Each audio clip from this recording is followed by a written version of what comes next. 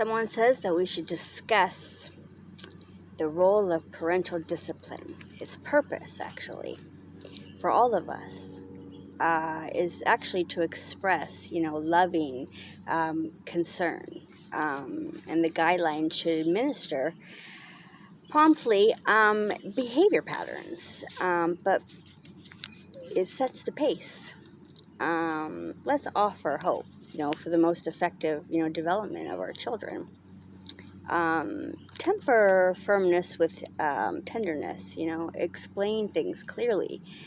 The offense for which, the child is even being punished. To cleanse the child, a willingness, disobedience, is what discipline comes from, to drive out the foolishness. It tells us in Proverbs, which is the opposite of wisdom.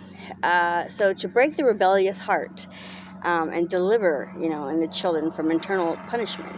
Parenthood involves a process of, making disciples, even, so, of our own children.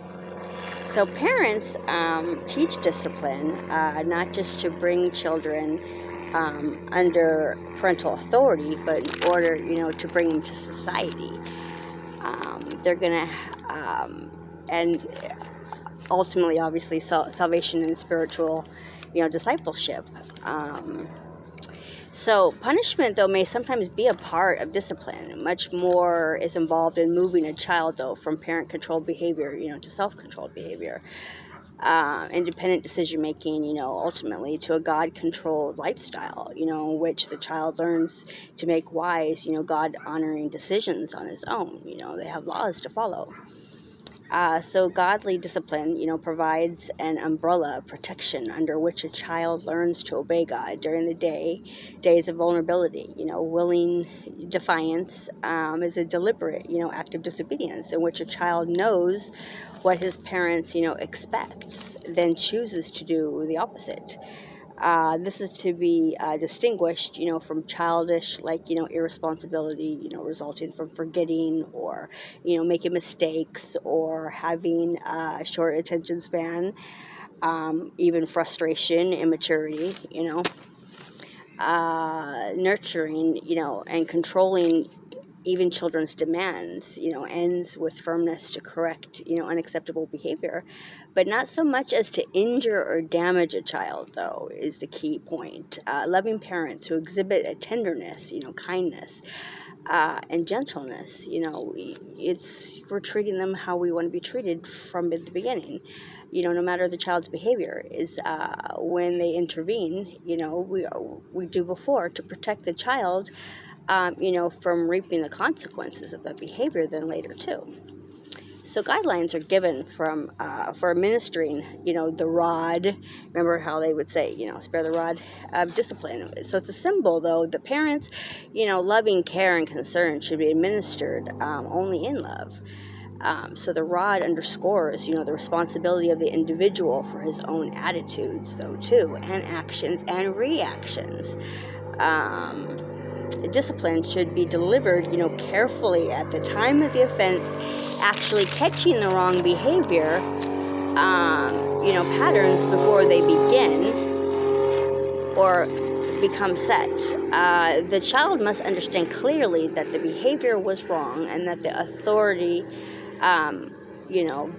violated is not merely that of, earthly parent, but of God. The child must be led to evaluate his action as sin, and he must be led to see the need, seeking forgiveness and changing direction. But the child should see grief reflected in the parent, who should remain with the child until their fellowship has been restored. In this light, when we bring up Proverbs, for example, it's not just a promise to good parents. That consistent, spiritual nurture ultimately assures their children, of godly lives.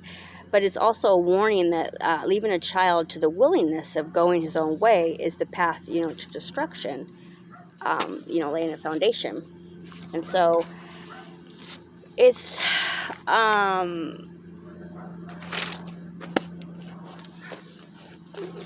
getting together both parents, if it's two, or the one parent, and making a decision. What are the options that you choose for discipline for your children? Because as a parent, one of our jobs is to teach our child to behave. It is a job that takes time and patience, to learn how to do. It helps to learn the effective and healthy discipline strategies as well. Teach our children, right from wrong with calm words and actions, model behaviors you would like to see in your children. Set limits, have clear and consistent rules your child can follow. Be sure to explain these rules in age appropriate, terms that they can understand too, right? Give consequences calmly, firmly, explain the consequences if they don't understand, behave, for example. Whatever styles we grew up with, we have to remember we're just not there anymore. We can adjust, but tell them, that this is now and this is the situation, and, whether it's to pick up a toy or, you're grounded. Be prepared to follow through though right away, and don't give in, by giving in, after a few minutes or. But remember, never take away something your child truly needs, like a meal. Hear them out. Listening is important. Let your child finish the story before helping, them solve the problem. Watch for times, when misbehavior has a pattern. Life, is going to be set before them, and they need to know that there's going to be consequences, for certain behaviors. So, but also, making sure that you're giving them your attention. You're making time for them. They're more likely to behave if they feel like they matter to you.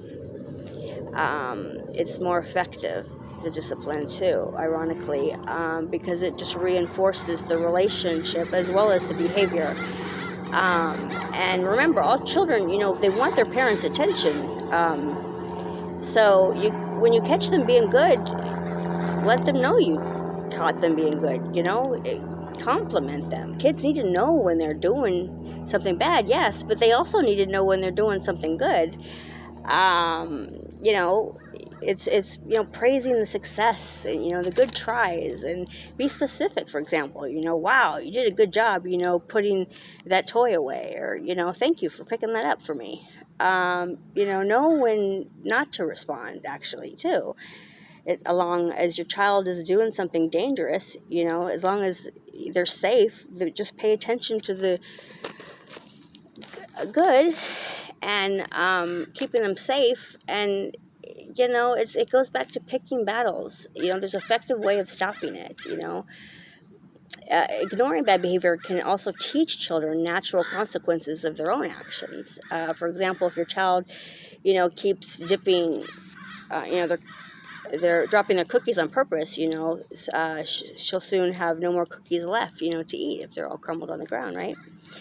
So if she throws and breaks her toy, then she'll not have it any longer to play with, right? Because it'll be broken. So it's teaching them, well, now you want to be careful with your toys because you want to keep them, right? So, be prepared, for trouble too. Plan ahead for situations when your child might have trouble, behaving. Prepare them for upcoming activities, and how you want them to behave. Talk about what your expectations are, before you go to a friend's event, or at someone's house or a get together. Redirect bad behavior. Sometimes children behave because they are bored, or don't know any better, or don't like where they're at. There might be an activity that you enjoyed doing, but did you make sure that they were even interested in doing it? You can find something for your child to do so that they can occupy them, and they'll be better behaved too, as well. So, there's always room to call for a timeout. Got a bunch of birds squawking. A timeout can usually be like for a specific rule broken. I'm thinking like when I had toddlers doing that.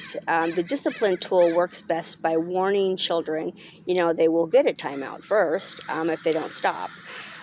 Reminding them what they did wrong, in a few words, with as little emotion as possible, and removing them from the situation, for a preset length of time, 1 minute per age, so if it's a 2-year-old, it's 2 minutes. It's a good rule of thumb to stick with that, because them being that young and that little, that's how short their attention span is, right?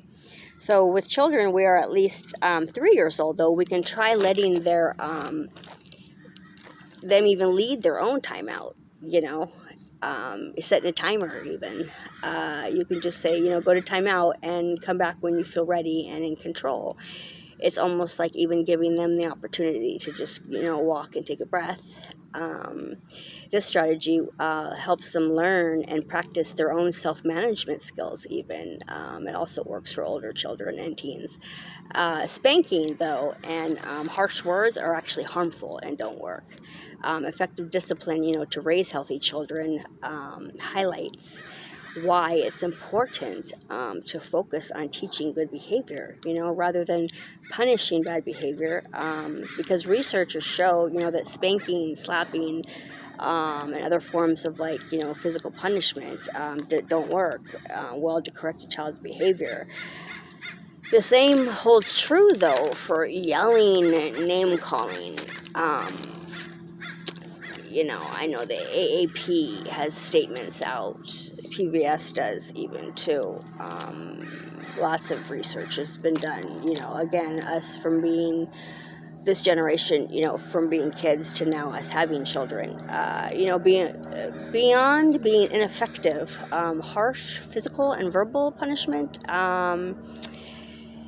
it's damage, long-term, physical and mental health. Actually, spanking is unhealthy. It creates a cycle. Families who used physical punishment got caught in a negative cycle. The more they later misbehaved, which prompted more spanking, in response. So spanking effects may also be felt beyond the parent-child relationship. Absolutely, because it teaches that causing someone pain is okay. If you're frustrated, even those you love, children who are spanked may feel likely to hit others. I mean, you hit them when you said you were upset, but yet you love them. So we're sending a mixed signal, right? They didn't get, what they wanted, so then they're hitting or they're doing something, it's a negative response. It's a negative, right, pattern, cycle. So it's lasting, too, marks on the brain and the body. Children who are spanked show higher levels of hormones, tied to toxic stress, verbal abuse, how words hurt, yelling at children, and using words to cause emotional pain or shame also has been found to be ineffective and harmful, too. You don't have to hit a kid to really hurt them, and for lifetime, too. So to close, learn from mistakes, including your own. Remember that as a parent, you can give yourself, a timeout if you feel out of control. Just make sure your child is in a safe place, and then give yourself a few minutes to take a few deep breaths, relax, or call a friend when you are feeling better. Go back to your child, hug them, start over. There's always a new day, right? New day, new way, new start.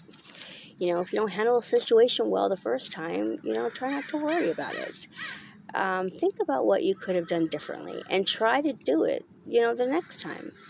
If you feel like you have made a real mistake in the heat of the moment, wait to cool down. Apologize to your child, and explain how you will handle the situation in the future. So be sure to keep your promises. This gives your child a good model of how to recover from mistakes. As long as they know that you still love them and that it was just a situation or circumstances and it wasn't about them, love is so important. And at the end of the day, that's how we get through this, right? All right, guys. Hope this helped. Talk to you soon, Kate. Bye.